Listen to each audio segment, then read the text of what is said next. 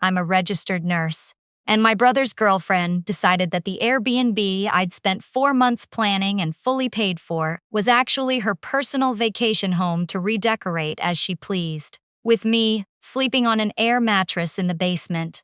Let me back up. I work 12-hour shifts, 3 or 4 days a week, sometimes more when we're short-staffed, which is basically always. I've been doing this since I was 24. I'm 31 now. I'm not rich by any stretch. Nurses in Ontario make decent money, but rent in my city will eat you alive if you're not careful. But I've always been a saver. I use a spreadsheet to track my expenses. I have a TFS. I meal prep on Sundays.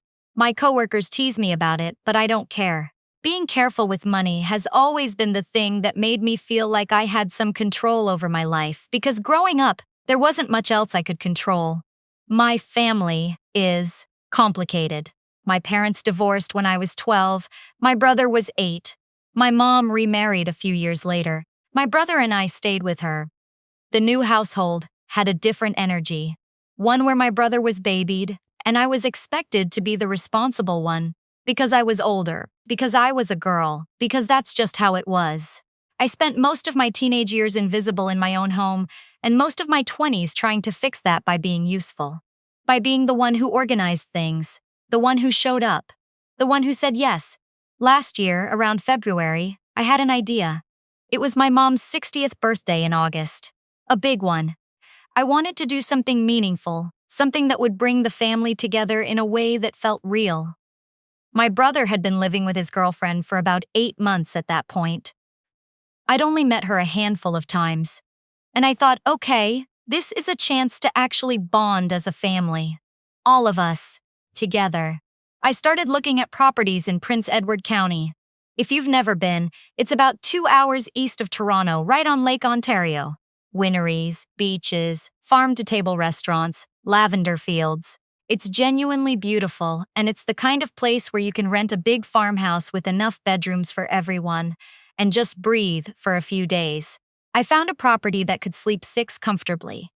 4 bedrooms, a big wraparound porch, a fire pit, a dock. The owner had just renovated the kitchen. The photos were stunning. The rental was 4 nights, Thursday to Monday, over the long weekend in August. With the cleaning fee and taxes, it came to just over $2,200. I booked it on my credit card. I'd saved for it specifically. I also arranged a private dinner reservation at a winery for Friday evening. The kind where you sit at a long table outdoors and they pair local wines with a 5-course meal. That was another $340, prepaid, non-refundable. I organized a cake from a bakery in Picton that my mom had mentioned once, casually, like it was a throwaway comment, but I'd remembered. I looked it up, called ahead, arranged a custom order. I told my mom about the trip in March. She cried. Actually cried. She said it was the most thoughtful thing anyone had ever done for her, and I remember standing in my kitchen, holding my phone and feeling something loosen in my chest that had been tight for a very long time. The months between March and August were the best stretch of time I'd had with my family in years. My mom called me more. We talked about what we'd cook at the farmhouse, which wineries we'd walk through, whether we'd kayak in the morning or the evening. My brother texted a few times to say he was excited, which was unusual. He's not much of a texter. His girlfriend, who I'll call his girlfriend because I genuinely did not know her well enough for her name to feel meaningful yet, sent me a message saying she couldn't wait and that she'd been following the winery on Instagram for months. I felt good. I felt like maybe I'd finally done the thing that would reset the dynamic, that this trip would become a memory we'd talk about for the rest of our lives. I threw myself into the planning. I made a folder on my phone with the confirmation numbers, the check-in instructions, the winery reservation, the bakery pickup details, driving directions from 3 different starting points. I read the house rules 3 times. I noted that the property required the person who made the booking to be present at check-in with the credit card used to pay and a piece of government-issued ID. The owner was a retired school teacher who lived on the property in a separate cottage, and she'd mentioned in her welcome message that she liked to greet guests personally. I filed that detail away without thinking much about it. It was just an administrative thing, a formality. 6 weeks before the trip, my brother called me. I was driving home from a night shift, still in scrubs, stopped at a red light on Dundas. He called at 8:15 in the morning, which was odd, because he knew I worked nights and usually texted instead of calling. I answered anyway. He said, and I want to be precise here, because I've replayed this conversation many times. He said that he'd been thinking, and that he felt bad asking, but that his girlfriend was really nervous about the sleeping arrangements. Specifically, she felt uncomfortable sharing a bathroom with our mom for 4 nights. She'd been hoping they could have the ensuite bedroom, the one I'd designated for myself because I'd booked the place, because I'd paid for it, because it was the only room with a private bath. I said I'd look at the floor plan again and see what I could figure out. He said, "Great, thanks, you're the best." I didn't say anything more. I looked at the floor plan again. There was no good solution. The ensuite was the primary room. Every other bedroom shared a hall bathroom. I texted my brother and said, as kindly as I could, that the ensuite was the room I'd planned to use and that I wasn't comfortable giving it up, but that everyone would have access to clean, private bathrooms, and it would be fine. He didn't respond for 2 days. Then he said, okay. 4 weeks before the trip, his girlfriend texted me directly. She wanted to know if she could bring some decorations. She had a vision for the porch, she said. String lights, lanterns, a banner for my mom. She asked if that was okay. I said, of course. She sent me a follow-up message 40 minutes later with a list of things she'd need me to bring in my car, because she and my brother were taking his car, and it was small. The list included a folding table, 2 large storage bins of decor, a portable speaker, and a cooler she'd borrowed from her parents. I read this message 3 times. Then I put my phone down and went for a walk around the block. I brought the stuff. I don't know why. I think I was still in the mode where keeping the peace felt more important than anything else.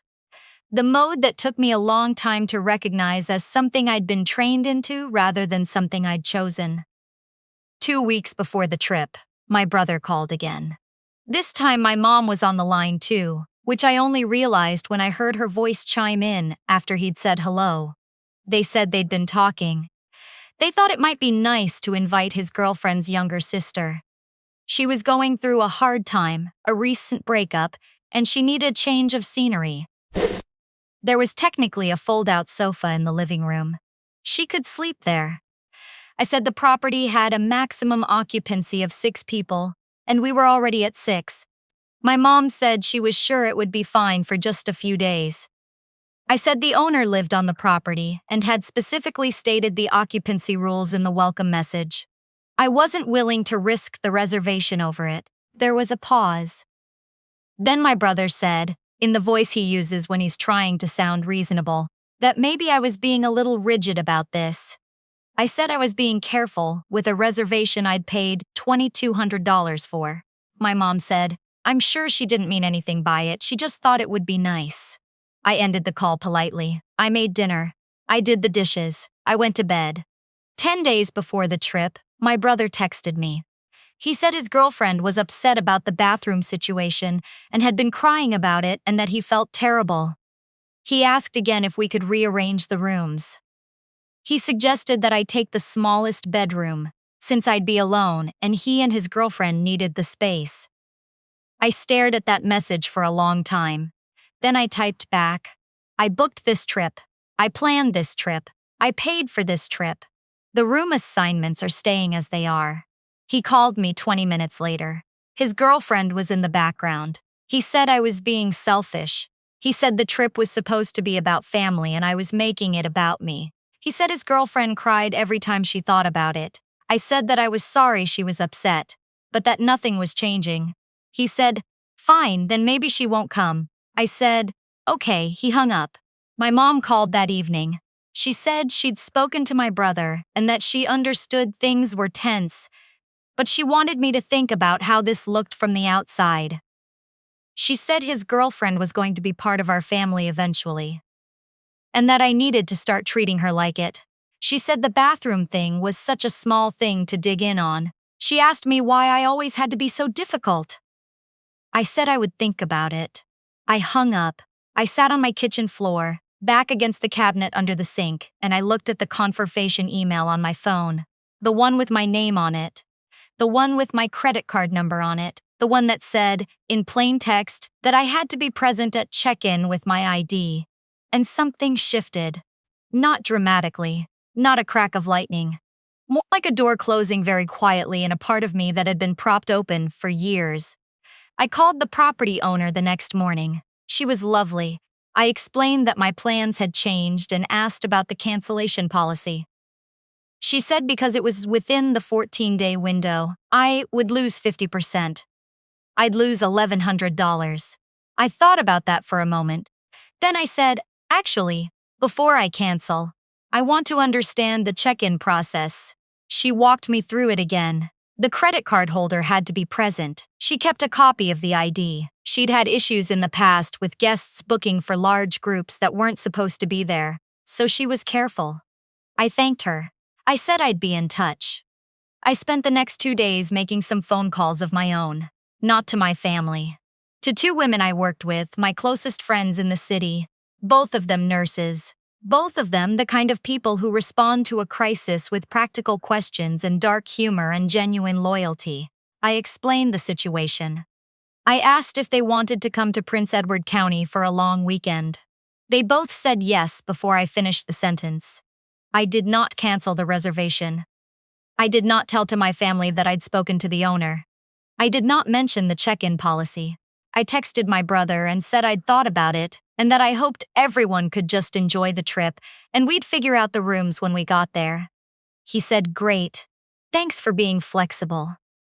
My mom sent me a heart emoji. I requested 1 unpaid day off work and adjusted my schedule so I could leave Thursday morning. I confirmed with my friends. I gave them the address and told them to meet me there at 2 in the afternoon. I confirmed the winery reservation was still under my name, still non-refundable. I called the bakery and confirmed the cake pickup. The week before the trip, his girlfriend texted me a detailed plan for how she wanted to arrange the porch furniture and asked if I could bring 2 additional folding chairs. I said sure. I did not mention that I'd already given the second set of chairs to my friend to bring in her car. On the Thursday morning of the trip, I drove to Picton. I picked up the cake. I stopped at a farm stand and bought lavender and a jar of local honey because I wanted to. I pulled into the farmhouse driveway at 1:47 in the afternoon. The owner came out of her cottage to greet me. She was exactly as I'd imagined. White hair, good posture, the kind of calm that comes from living somewhere beautiful for a long time. She checked my ID, ran my card, walked me through the house, pointed out where the kayaks were stored and how to light the fire pit. She gave me all 4 sets of keys, all 4. My friends arrived at 2:15. We put the cake in the fridge. We opened a bottle of rosé from a winery down the road. We sat on the porch in the late afternoon sun, and I felt something I hadn't felt in a very long time, which was like myself. My brother's first text arrived at 3:42. He said they'd hit some traffic, but were about an hour out. My second friend arrived at 4. The 3 of us had started on cheese and crackers. The lavender was in a jar on the kitchen table. It smelled like the decision I should have made years ago. My brother called at 5:18. He said they were at the property, but there was some confusion at the front. I said, what kind of confusion? He said the owner wasn't letting them in. I said that was strange. He said she was saying the person who booked had to be there to check them in. I said, oh, yes, I remember reading that in the welcome message. There was a silence. He said, so can you come out front? I said I was already inside, longer. He said, you're there? I said, yes. I've been here since 2. He said, with who? I said, some friends. He said some things after that, which I'm not going to repeat. My mom got on the line and said some things too. His girlfriend, from somewhere in the background, said something that included the word unbelievable. I held the phone away from my ear and looked through the kitchen window at my friends on the porch. One of them had found the Bluetooth speaker.